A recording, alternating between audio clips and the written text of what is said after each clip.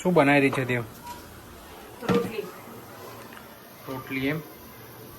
આમ તો રોટલીની રેસીપી ના હોય, પણ બધા મારી રોટલી જોઈને પૂછપૂછ કરે છે કે તમે રોટલી કેવી રીતે બનાવો છો, એની રેસીપી શેર કરો, એટલા માટે એની રેસીપી શેર કરી.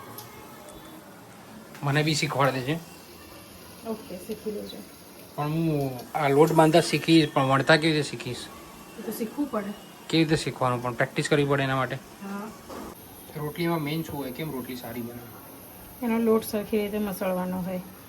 જેટલો વધારે મસળો એટલી સારી બને એમ? હા, એટલી સોફ્ટ બને.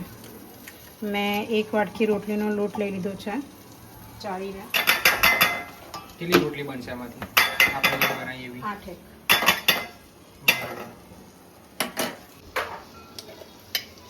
આની અંદર સ્વાદ પ્રમાણે મીઠું, 1 વાટકી લોટની અંદર 1 ચમચી જેટલું તેલ નાખ્યું છે.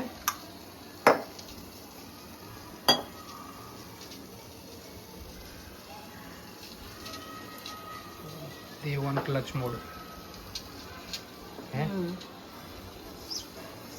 સરખી રીતે આપણે તેલને એકદમ લોટ સાથે પ્રોપરલી લોટ સાથે આવી રીતે મિક્સ કરી લઈશું.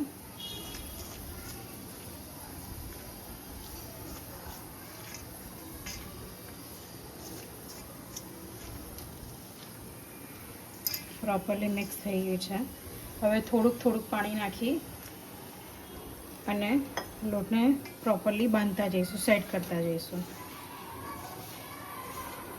બધા લોટમાં મિક્સ કરી નાખવાના.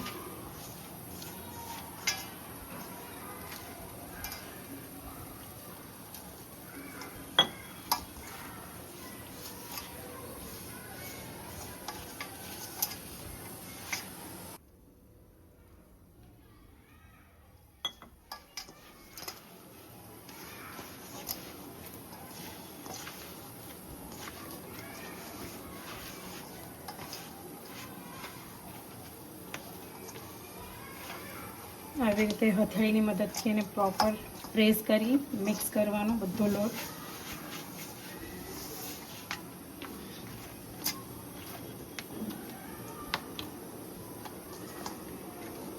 જ્યારે લોટ આવી રીતે ફાઇનલ સ્ટેજ પર આવી જાય ત્યારે ચેક કરવાનું કે સોફ્ટ છે કે કડક. હજુ મને થોડુંક કડક લાગે ને એટલે હું થોડુંક બીજું પાણી ઉમેરીશ.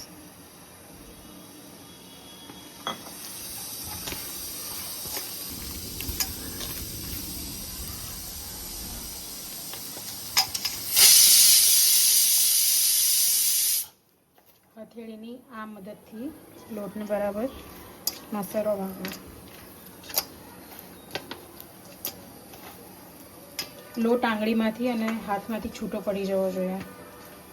જ્યારે એકદમ પ્રોપર એનું મિક્સ થઈ જાય ને ત્યારે જો ચોટેલો ના હોવું જોઈએ.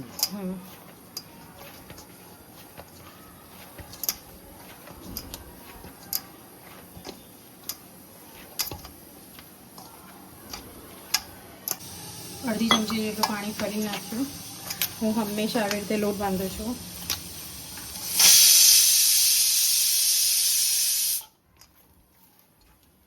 થોડું પાણી નાખીને બાંધી લઉં અને પછી જે પ્રમાણેનું મને જોઈએ એ પ્રમાણે એને મસળતી જાઉં અને આવી રીતે થોડું પાણી નાખતી જાઉં. લોટ જેટલો આની અંદર કૂણવાશે, જેટલો મસળાશે, રોટલી એટલી સોફ્ટ થશે.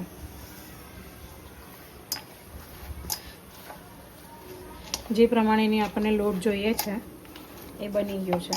જો એકદમ સોફ્ટ.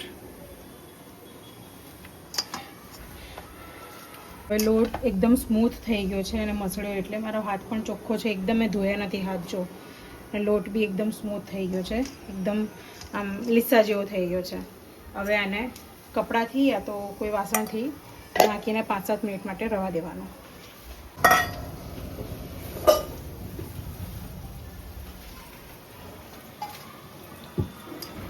તો 5 મિનિટ રહીને આપણો લોટ એકદમ સોફ્ટ અને એકદમ મુલાયમ મસ્ત થઈ ગયો છે.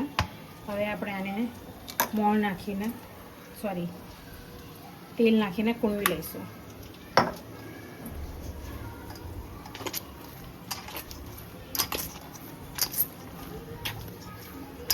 એકદમ પ્રોપર જે બી આપણે તેલ નાખ્યું છે 1-1.5 ચમચી જેટલું એ આખું અંદર એબ્ઝોર્બ થઈ જાય ત્યાં સુધી એને મિક્સ કરવાનું છે.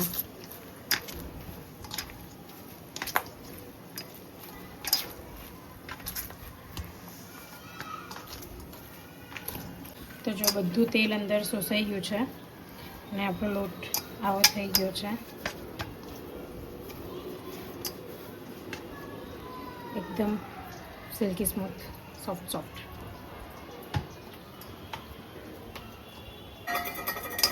હવે આપણે એને એક સરખા ગુલ્લા કરી લઈશું.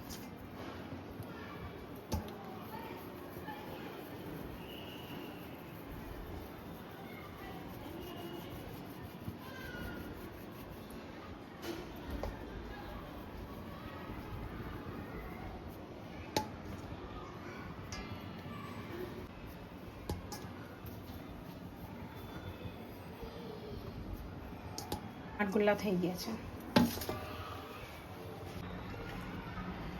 તો આવી રીતે લોટથી કોટ કરી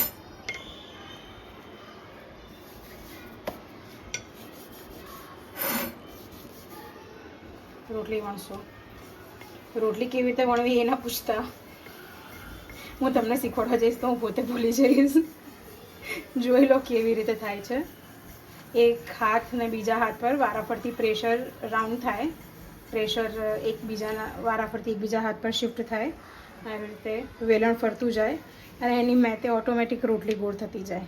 એવું હોય એમ? એટલે પ્રેક્ટિસથી જ શીખાય એમ ને વણવાનું? તો હા, એટલે બે હાથમાં થોડું થોડું પ્રેશર જો લગાવવાનું. એમાં એવું છે કે જે બાજુ રોટલી તમને જાડી દેખાય, જો હવે અત્યારે મને આમ વેલણ ફેરવું ને એટલે મને ખબર પડે કે કઈ જગ્યાએ રોટલી જાડી છે. એટલે પહેલા વચ્ચે, પછી સાઈડ પર, કિનારી ઉપર, બધે ફરતા ફરતા હું રોટલીને એકદમ રિયલ આર્ટ. બધે ફરતા ફરતા હું રોટલીને એકદમ આપી દઉં. જો અત્યારે એકદમ સેમ છે, ના કોઈ જગ્યાએ ઉપસેલી છે ના કોઈ જગ્યાએ પતલી છે. સરસ. આવી રીતે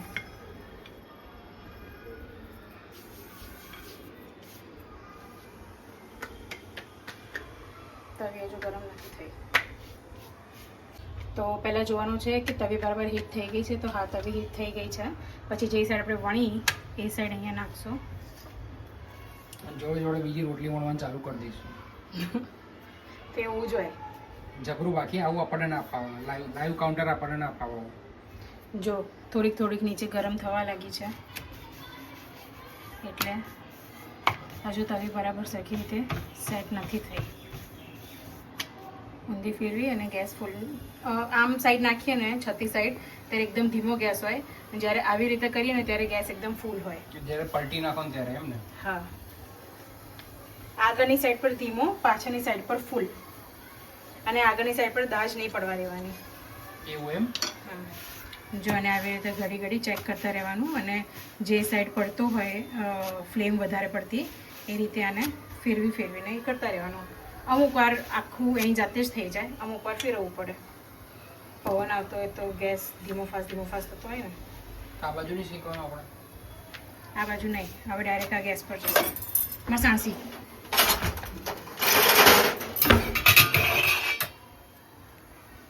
જો વાગ્યા, હા, ફૂલીને દડા જેવી થઈ ગઈ વાગે રોટલી.